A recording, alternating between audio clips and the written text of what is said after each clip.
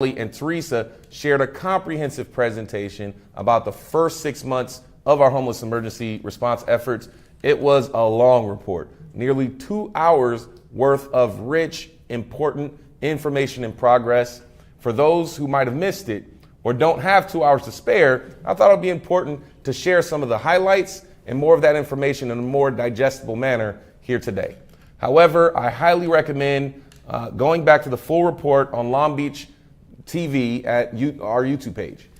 The update focuses on all of the incredible work that the city and all of our partners have made so far and where we're going from here. So Teresa, thanks for coming in. We don't have 2 hours for an update, but it's incredible that we've been able to do so much in just 6 months, more progress than we've ever seen on this issue that's big and it's complex. And by no means are we spiking the ball here, right? We're not declaring victory, but we are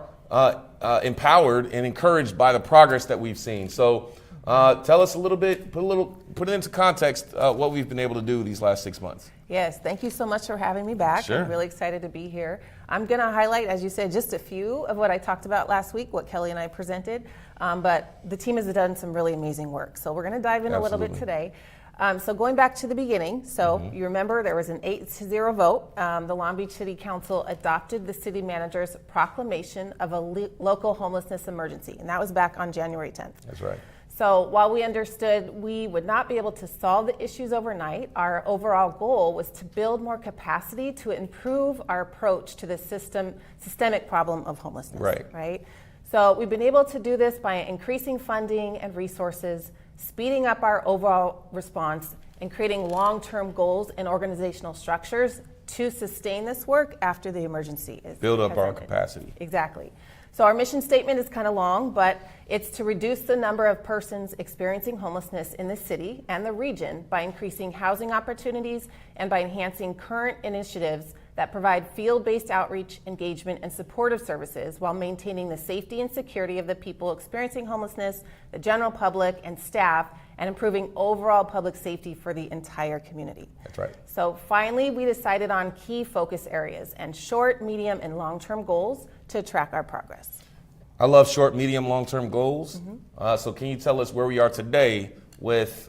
addressing the emergency response focus areas? Absolutely. So we have decreased the number of people who were experiencing unsheltered homelessness, and we've also increased the number of people who have been permanently housed. So most notably, we reached 100% utilization of our emergency housing vouchers, which means 584 households are now living with a roof over their heads, which is for the first time. We've never done that. So this was absolutely not possible without the support from our many landlords across the city who accepted those vouchers. That's right. So as we say in public health, we have to focus on upstream and get into prevention efforts, right? So these are essential to, it's an essential strategy to decreasing the number of people who are on the verge of falling into homelessness as well. So really getting into prevention. Several programs in the city support this focus area, and in the fiscal year 2024 budget that was just approved by council, we took a big step by approving $1.5 million for the Right to Counsel program, which helps keep people in their homes. That's a great program. It's a big deal. So in the region, our goal was to increase intergovernmental partnerships, and after many meetings and letters sent, we've seen an extreme increase in funding over the past 6 months. Did you say an extreme increase? Extreme increase, like 63 million increase. It's a lot of money. Okay. In our most recent homeless count, more than a third of the people surveyed reported having a severe mental illness. So we set out to increase outside aid through access to mental health and substance abuse services and beds. To start, we implemented virtual mental health sessions and expanded mental health services to after hours and successfully sought additional funding. Early next year, we will launch a new mental health and substance use treatment van, as well as another pain point that we have felt for years, and is the limited supply of affordable housing. That's right. Okay. So we have now reduced the time to entitle an affordable housing project from 6 to 12 months down to an impressive 60 to 90 days. 90 days. We got some of them done in less than 50 days. Yes, we're moving very quickly. And finally, the count data showed that there was a disproportionate amount of Black, Indigenous, and Pacific Islander people who are experiencing homelessness. So recent data shows that nearly 60% of people making the move to permanent housing through our Long Beach system of care are Black. And this is really important to note because our systems must serve our community members equitably. Absolutely. So we've come a long way in such short time, no doubt. And to put it in context, when you talk about the $63 million, we started off with 12 million between across funds. And that was February. We did 12 million. And then over the course of the next 6 months, we identified a total of 63. That's a 5-time return on the investment, on Long Beach's investment. And so our strategies are working, and working with state, regional, federal partners, we're able to make sure that we multiply our impact. So you mentioned all of our emergency response goals, and a big part of this is being able to call our shots and make progress. And so how are we doing with that list of goals? Great. I'm glad to go over that with you. So we've made significant strides in accomplishing many of the goals, with nearly all of our short and medium-term goals that have been completed. The goals include increasing access to services, increasing interim and long-term housing access, building capacity to addressing the homelessness crisis, and engaging community in data planning and assistance. There are so many actions we've taken, but today, of course, I'm only going to share the highlights, a few, and you'll see a more detailed list on the screen now. One of the great successes in our work to increase access to services is the Mobile Access Center, also known as the MAC. Since the MAC launched in January, we have had 1,650 engagements with people, and of those engagements, 60% have accepted services, which is incredible. That's huge. So just yesterday, actually, the city was able to launch the second MAC, adding an additional 8 locations each week, and we're super excited the MAC is finally out there, the second one. We've also seen more visitors at the MSC than ever before, with an average of about 180 people per day. This means that people are coming in to seek services on their own from our city team. The next goal, to increase interim and long-term housing, has been a great progress as well. So interim shelters are critical components to addressing the immediate needs, while the city, county, and other regional partners continue to work towards addressing the root causes of homelessness and increase permanent housing resources and options. To that end, we purchased a new building at 702 Anaheim to host a permanent emergency shelter with 85 new beds. And we got that done under the emergency in under like the 60 emergency. days. Absolutely. Yep. We wouldn't have been able to do it if we weren't under the emergency. When we did the ABC shelter in North Long Beach, it took us a year. Yes. This took us 60 days. Yeah, it was phenomenal. We're in the process of converting the former Luxury Inn into interim housing, which will add 75 additional interim beds. Going forward, we're going to be updating our homeless strategic plan, which will lay out how the city will add 2,000 new units of permanent supportive housing over the next 10 years. To build our capacity to respond to the proclamation, the city reassigned 146 staff to the emergency operation efforts. Between those reassigned staff and our homeless services team, I just want to note that it's 78,000 hours of emergency response in total. It's a lot of hours. It's a lot of work. It's a lot of work. Yeah. The last goal, engaging community in data planning and assistance, has led to a monthly donation drive. So through the generosity of our wonderful community, we've received over 15,000 items and have distributed almost 11,000. So to put all of this work at the community's fingertips, we created a digital timeline, which is available at longbeach.gov /homelessness/emergency-response. That's great. That's a lot of work. It's outstanding. I mean, it's just a sheer volume of work. We brought in additional resources, not just random money, things to do strategic work like our encampment resolution funding, advocating to the governor to be able to focus on chronic areas like Billie Jean King and Lincoln Park, places that have been issues for homelessness for many, many years at Lincoln Park, even the old Lincoln Park. To be able to open up additional shelter capacity, to be able to be poised to open up Luxury Inn and the youth navigation shelter this upcoming year. To have all of that capacity, all that alignment, really puts us in a strong position. So I think we've been effective. You know, there's still more work to do, but we feel good about where we are. So what comes next in our emergency response? Well, a lot is coming next. So the city team has worked extremely hard through the duration of this experience and response, and I'm really proud of the work they've all been able to do and accomplish in such a short amount of time.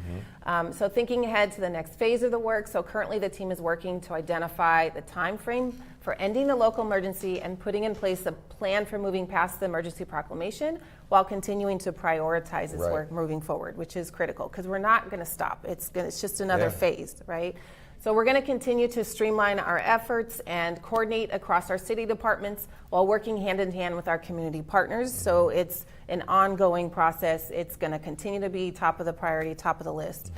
as we move forward. And I think we'll have to place a bigger focus on housing production. At the end of the day, we need more places for people to live. Yep. Quality housing, affordable housing for working families in Long Beach, and we have to think upstream about localizing mental health and doing more about intervening in the lives of transitional age youth. So those are areas that I believe that we need to do more work. But the amount of work that we've done is just incredible. It's unbelievable. We still have a lot of stuff to figure out as we transition to the next phase. But what we have accomplished together between the city and all of our partners, it makes me optimistic that when we focus on a big complex issue as a city, as a big city like Long Beach, we can demonstrate progress. And I'll tell you, in talking to other mayors and other peers, people appreciate that Long Beach is not taking shortcuts. Right? There's no passive policy to end homelessness. You can't legislate that. It's a big social challenge, and as cities, we have to rise to the occasion and do the hard work that we've never been asked to do before. But we're demonstrating that it can be done. Yep. And so thank you, Teresa, for being here today, and I appreciate it. We'll have you back at some point to talk about something else. And thanks to all of you for joining us on this week's live stream. And now we'll proceed with interpretation in Spanish and combined. Thank you.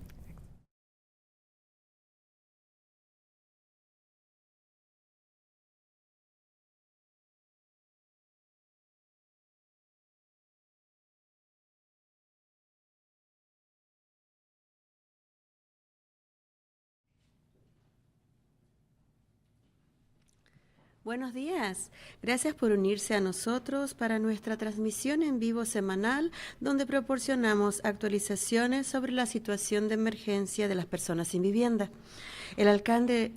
de Long Beach, Rex Richardson, en el programa de hoy contó con la presencia de Teresa Chandler, subdirectora municipal y co-comandante de los esfuerzos para la respuesta a la situación de emergencia. Teresa está aquí hoy para darnos una actualización resumida de los primeros 6 meses de nuestros esfuerzos para la respuesta a la situación de emergencia de las personas sin vivienda, dijo el alcalde.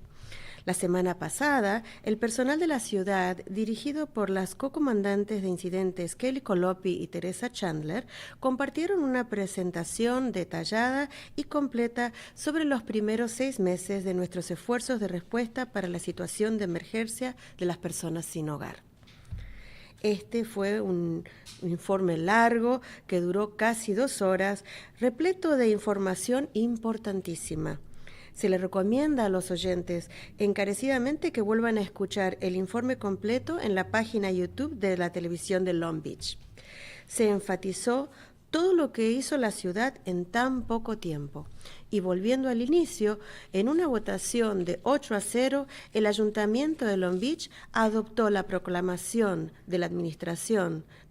de la ciudad de la situación de emergencia local para las personas sin vivienda el 10 de enero de 2023. Aunque se comprendía que no se podría resolver el problema de la noche a la mañana, el objetivo general era crear más capacidad para mejorar nuestro enfoque del problema sistémico de las personas sin hogar.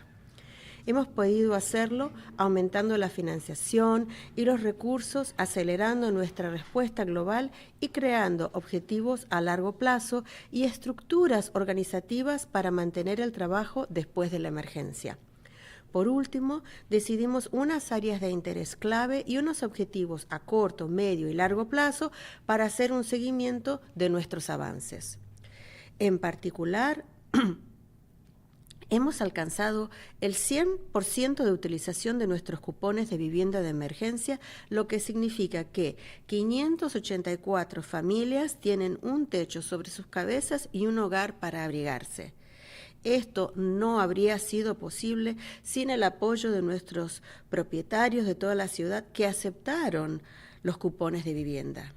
Como decimos en salud pública, también tenemos que centrarnos en los esfuerzos de prevención, que son una estrategia esencial para disminuir el número de personas que están a punto de quedarse sin vivienda.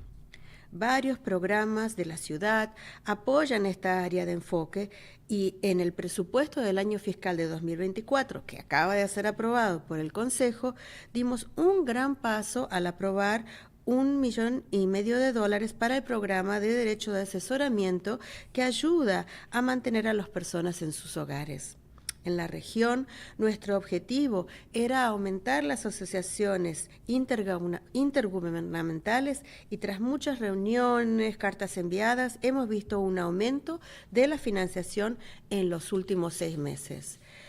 Dado que más de 1/3 de las personas sin hogar declaran padecer una enfermedad mental grave, nos propusimos aumentar la ayuda externa mediante el acceso a servicios y camas para la salud mental y el abuso de sustancias. Para empezar, pusimos en marcha sesiones virtuales de salud mental y ampliamos los servicios de salud mental fuera del horario laboral, además de buscar con éxito financiación adicional. A principios del año que viene pondremos en marcha también una nueva furgoneta de salud mental y tratamiento del consumo de sustancias. Uno de los problemas que llevamos años sufriendo es la escasez de viviendas accesibles. Ahora hemos reducido el tiempo necesario para dar derecho a los permisos de proyecto de vivienda accesible de que era de 6 a 12 meses a impresionantes 60 a 90 días. Por último, los datos mostraron que había una cantidad desproporcionada de personas de color, indígenas y de las islas del Pacífico sin hogar.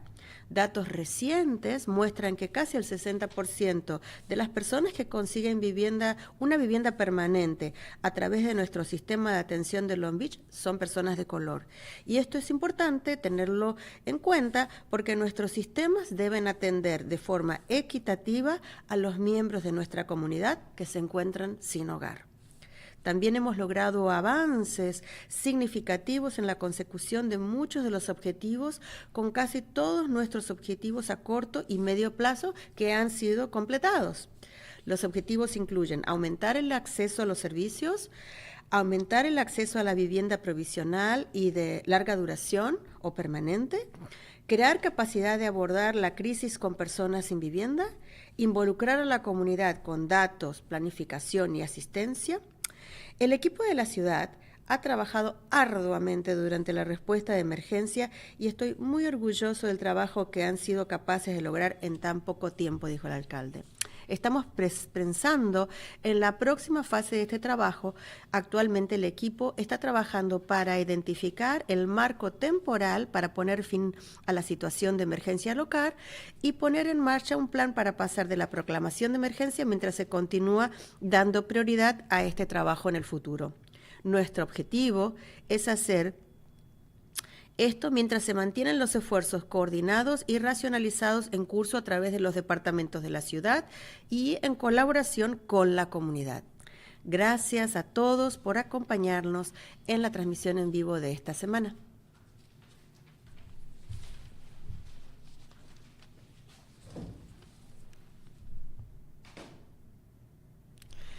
Bàសូមជម្រាបសួរបងប្អូនទាំងអស់គ្នាហើយយើងខ្ញុំសូមថ្លែងអំណរគុណយ៉ាងជ្រាលជ្រៅដល់បងប្អូនដែលបានតាមដានត្រង់តាប់ស្ដាប់ការផ្សាយបន្តផ្ទាល់ប្រចាំសប្តាហ៍របស់យើង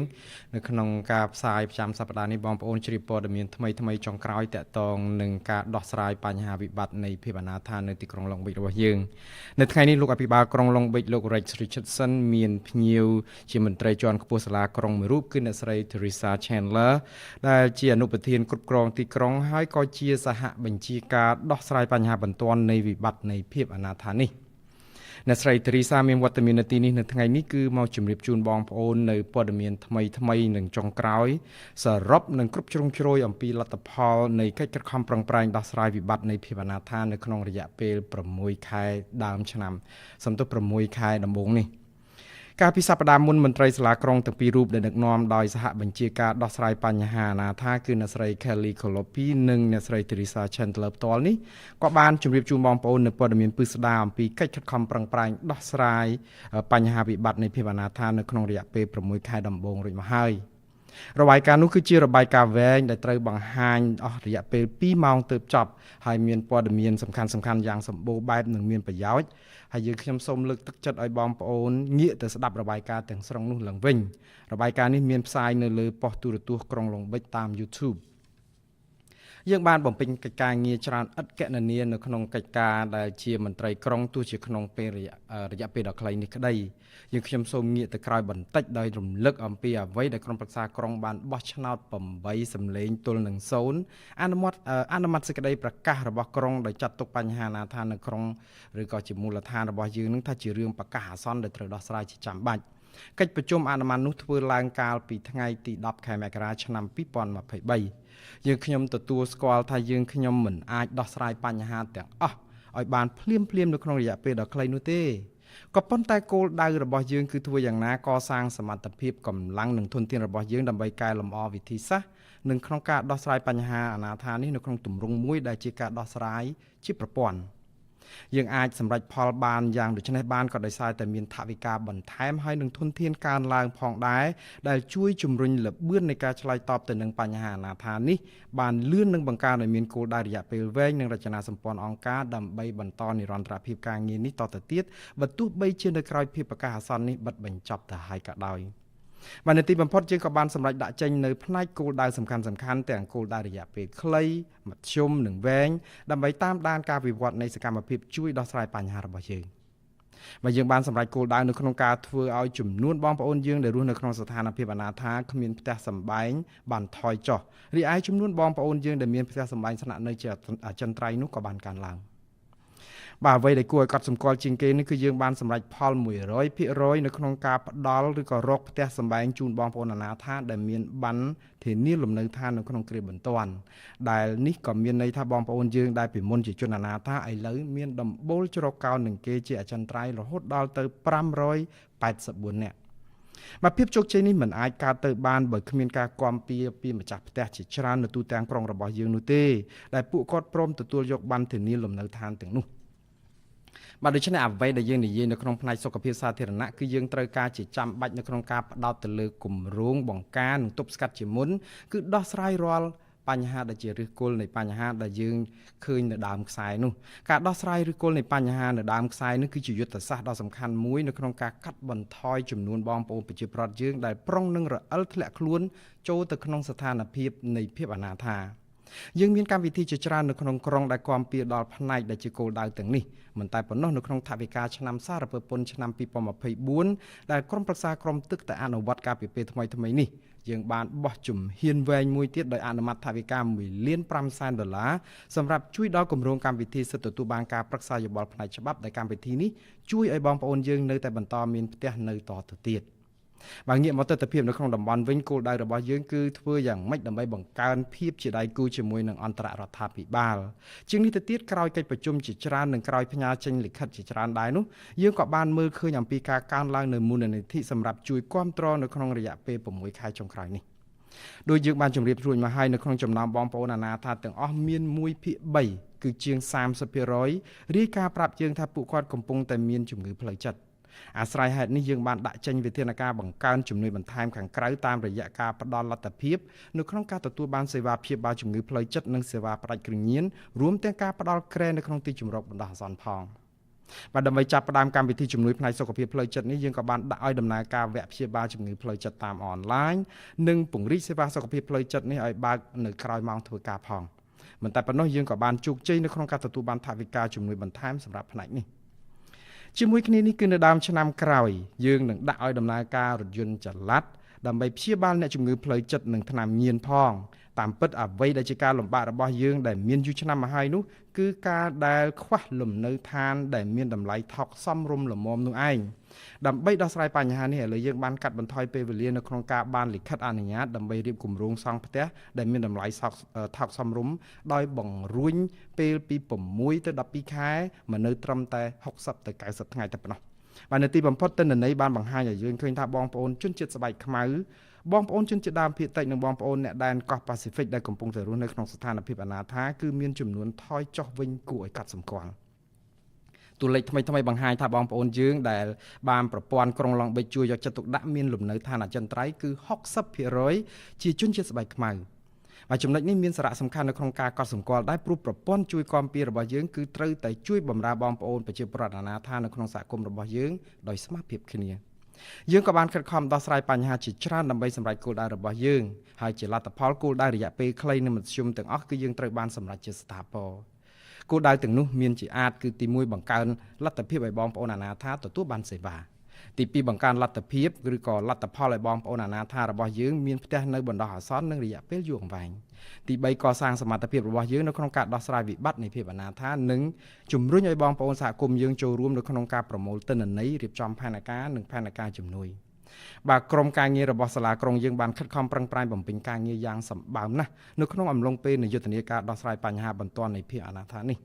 នៅក្នុងន័យនេះគឺអ្នកស្រីធីរីសាបញ្ជាក់ថាអ្នកស្រីក៏មានមោទនភាពចំពោះកិច្ចការដែលមន្ត្រីក្រុងបានធ្វើដោយសារតែការខិតខំប្រឹងប្រែងដុតដាលដូចជើងនេះហើយទើបធ្វើឲ្យយើងអាចសម្រេចផលដ៏ត្រចះត្រចង់នៅក្នុងរយៈពេលដ៏ខ្លីឥឡូវដល់ពេលដែលយើងត្រូវសម្លឹងមើលទៅមុខទៀតថាតើដំណាក់កាលជាបន្ទាប់នេះយើងនឹងប្រឹងធ្វើកិច្ចការអ្វីបន្ថែមទៀតបាទនៅក្នុងពេលបច្ចុប្បន្ននេះក្រុមយើងកំពុងរកមើលរយៈពេលកំណត់ណាមួយដើម្បីបិទបញ្ចប់រយៈពេលនៃការប្រកាសអាសន្នអំពីវិបត្តិនៃភាពអនាថានៅក្នុងមូលដ្ឋានរបស់យើងនៅក្នុងពេលជាមួយគ្នានេះយើងកំពុងដាក់ចេញនៅផែនការសម្រាប់ធ្វើកិច្ចការដែលហួសពីក្របខ័ណ្ឌនៃការប្រកាសអាសន្នអំពីវិបត្តិនៃភាពអនាថាដោយយើងបន្តផ្ដល់អាទិភាពនៅក្នុងកិច្ចការនេះសម្រាប់ពេលទៅអនាគតvàជាទីបញ្ចប់អ្នកស្រីធីរីសាបញ្ជាក់គោលដៅរបស់យើងគឺយើងនៅតែបន្តខិតខំប្រឹងប្រែងនៅក្នុងការដោះស្រាយបញ្ហានេះដោយនៅបន្តសម្របសម្រួលនិងបង្កើនសន្ទុះការងារនៅតាមនាយកដ្ឋាននានានៅទូទាំងក្រុងនិងបន្តភាពជាដៃគូជាមួយនឹងសហគមន៍ដើម្បីបន្តដោះស្រាយបញ្ហានេះផងដែរបាទយើងខ្ញុំសូមថ្លែងអំណរគុណយ៉ាងជ្រាលជ្រៅដល់បងប្អូនទាំងអស់ដែលបានត្រង់ត្រាប់ស្ដាប់និងទស្សនាការផ្សាយបន្តផ្ទាល់របស់យើងប្រចាំសប្តាហ៍ខ្ញុំបាទសូមអរគុណនិងសូមជម្រាបលា